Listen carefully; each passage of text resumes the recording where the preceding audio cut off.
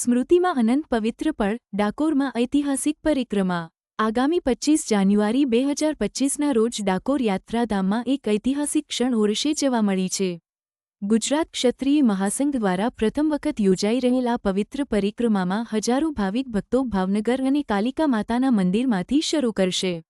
આ પરિક્રમાનો માર્ગ પૂર્ણિત પ્રવેશ દ્વાર, ડાકોર નગરપાલિકા ભવન, કુડેશ્વરી મંદિર, ભારતમ ભવન, રાધાકુંડ અને ગાયોના વાડા જેવા પવિત્ર સ્થાનો પાસેથી પસાર થશે। Mahudha T point, Don Bosco school અને શ્રીરામ શોપિંગ સેન્ટરના માર્ગમાં સંયમે મળશે। પરિક્રમાના અંતે આ પવિત્ર યાત્રા ફરી કાલિકા માતા મંદિરમાં પરત આવશે અને આ ઐતિહાસિક પરિવ્રજ્યાનું સમાપન કરશે। ઉત્તમ હોવાથી ટેકો આપે આ ઐતિહાસિક પદયાત્રામાં જોડાવા માટે સર્વે ભાવિક ભક્તોને હાર્દિક આમંત્રણ આપવામાં આવે છે। આવો આપણે સૌ ભેગા મળી આ પવિત્ર યાત્રામાં ભાગ લઈએ અને આપણા આત્માને શાંતિ અને વિકાસ મેળવીએ। જી આપનું નામ અને પરિચય। મારું નામ પ્રવીણસિંહ પરમાર, ગુજરાત ક્ષત્રિય મહાસંઘનો પ્રદેશ અધ્યક્ષ છું।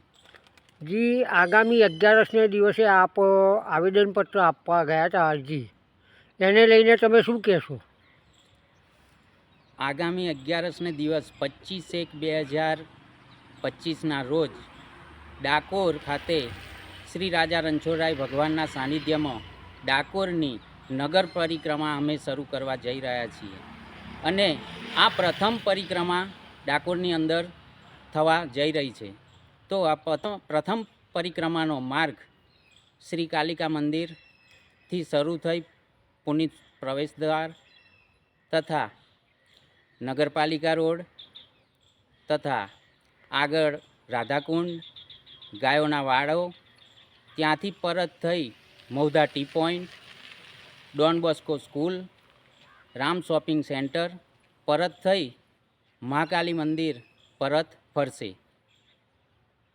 જી તેનો ઉદ્દેશ્ય શું છે? મુખ્ય પરિક્રમાનો ઉદ્દેશ શું છે? પરિક્રમાનો ઉદ્દેશ્ય કે આપણા ધાર્મિક હિન્દુ સનાતન ધર્મની અંદર ધાર્મિક સ્થાનોનું એટલું મહત્ત્વ રહેલું છે કે મહત્ત્વને પરિક્રમાનું, જેમાં કે વૃંદાવનની અંદર ભગવાનની પરિક્રમા થતી હોય, અંબાજીની અંદર પરિક્રમા થતી હોય, પાવાગઢની અંદર પરિક્રમા થતી હોય, ગિરનારની અંદર પરિક્રમા થતી હોય, તો ડાકોરની અંદર સ્વયં રાજાધિરાજ રણછોડરાય ભગવાન, સ્વયં કૃષ્ણ દ્વારકાધીશ અહીંયા સ્વયં છે, તો તેમની પરિક્રમા થવી જોઈએ। એ માટે થઈ અને અમારો સંકલ્પ છે કે ડાકોરની અંદર આ પરિક્રમાની શરૂઆત થાય।